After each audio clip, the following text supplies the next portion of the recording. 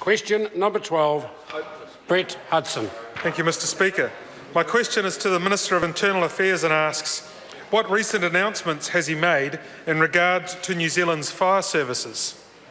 Speaker. The Honourable Peter Dunn. Mr. Speaker, last week I announced what is potentially the most significant review of New Zealand's fire services since the aftermath of Ballantyne's fire in Christchurch in 1947.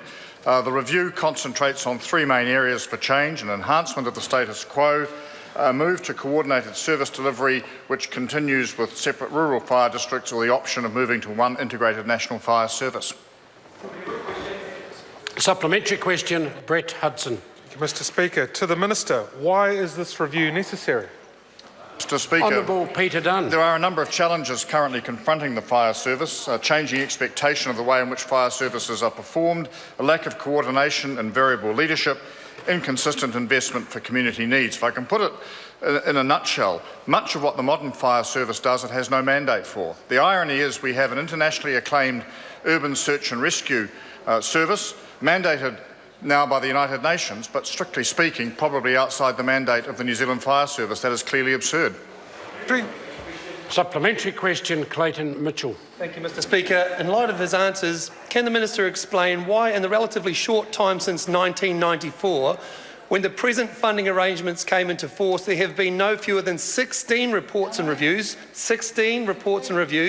addressed at improving the Commission's funding arrangements, and these reports were generally critical of the present funding arrangements, and still nothing has changed? Mr. Speaker, Honourable Peter Dunn. I make 2 points in response to the Minister's question. The member's question. Firstly, just in the last 2 weeks, there was a very significant Supreme Court decision relating to the way in which the levies were being applied by insurance companies. And second, as part of the current review, we will be looking at all range of financial options, excluding using general taxation. So the matters the member raises will be addressed as part of this review.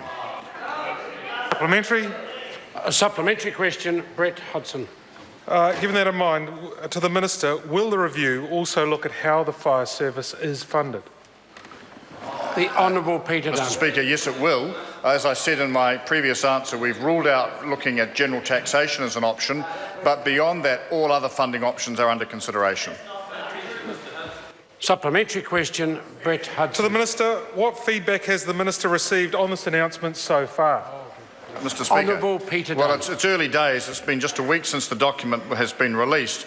But so far, the United Fire Brigades Association, the Professional Firefighters Union, the Insurance Council, and a range of public meetings that I've been to have all expressed support for the notion of a review. Over the next 6 to 8 weeks, while the review is going on, I will be getting around the country and conducting a number of meetings with interested parties before decisions are made later in the year.